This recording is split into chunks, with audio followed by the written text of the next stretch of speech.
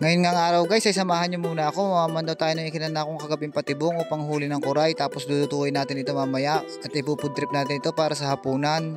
At isa ito sa pinakamasarap na pagkain namin dito sa Sariaya, Quezon. At samahan nyo ulit ako sa panibago nating adventure.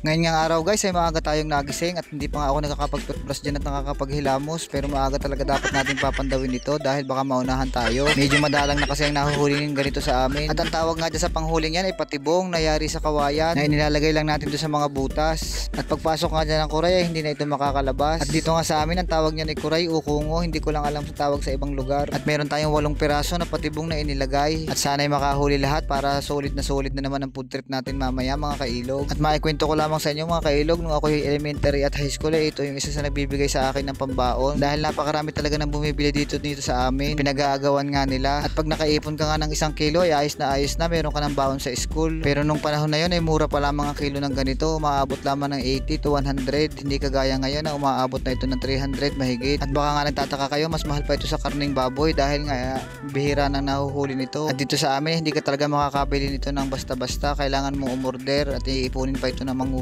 At tinatabag pa ito o ini-stack sa lalagyan para ito ay tumaba. Tapos pinapakain ito ng kanin o kaya ay fridge. At dito nga sa part na ito ay tapos na nating pandawin at pauwi na tayo sa bahay. At nakasalubong ko na naman si Idol Quality, naglalako ng isda at ang tinda niya nga ay dulis at matang baka. Pero wala naman tayong pambili kaya sabi ko sa susunod na lamang.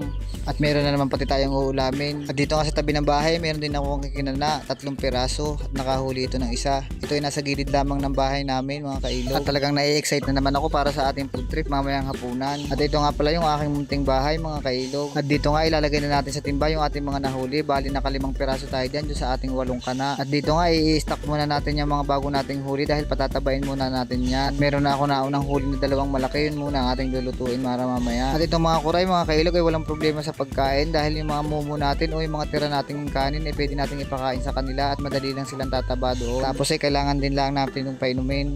At tara mga kailog, atin itong lulutuin at samahan nyo ako maghapunan. At isisigang nga lang natin ito para meron naman tayong mahigop. Tama-tama ito ngayong umuulan-ulan.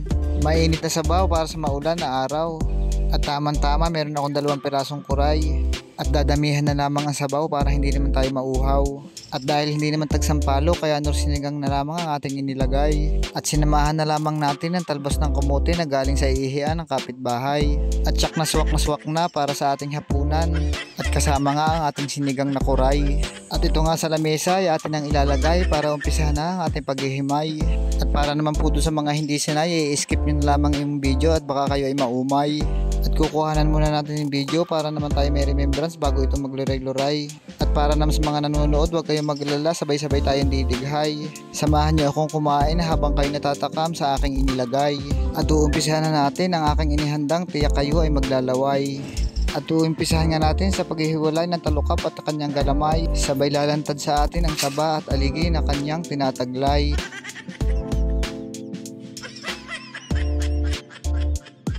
At pagpasensyahan nyo na naman mga kailog kung natakam kayo sa ating video. Sinadya ko yan para kayo ay maglaway.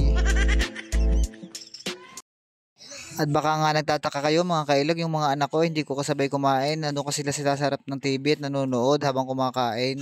At bihirang-bihira na nga lang din tayong makatikim ng mga ganitong pagkain mga kailog. Dahil nga pakunti na lang ang nahuhuli nito dito sa amin. Pero sa ibang lugar ay madami pang nahuhuli nito. Kaya lamang hindi kami bumibili ng galing sa ibang lugar. Dahil nga hindi naman natin alam kung saan ito mga nanggaling. At para nga lang po sa mga hindi pa nakakatikim nito ay napakasarap po talaga ng lasa nito. Matamis-tamis at may pagkakahawig sa lasa ng alimango. Lalo na sa gata o kinalamyasan. At talaga namang nagmamanik-manik ang kanyang mga sabaw, lalo na kung aligihin kagaya nitong kinakain natin mga kailog. Ayun, maraming salamat po ulit sa inyong panunood. Hindi po tayo masyado makapag-content dahil po may injury pa si kailog. Medyo nagkasugat po ang ating paa dahil sa mga tama ng talaba at ipinagbawal muna sa akin lumusok sa mga putik para hindi ito ma-impeksyon. Kaya ipagpaumanhin nyo muna po kung medyo madalang pa ang ating upload sa ngayon mga kailog. Gayon pa man, maraming salamat po ulit sa inyong panunood. Huwag niyo po sana ulit kalimutan mag-share at mag-iwan ng isang comment. At para nga po pala sa mga gusto magpa-shoutout, mag-iwan lamang po kayo ng comment doon sa mga bago nating upload at babasahin ko po ito. At abangan nyo na lamang po sa mga susunod nating video. Maraming salamat po ulit. Have a nice day and God bless you all.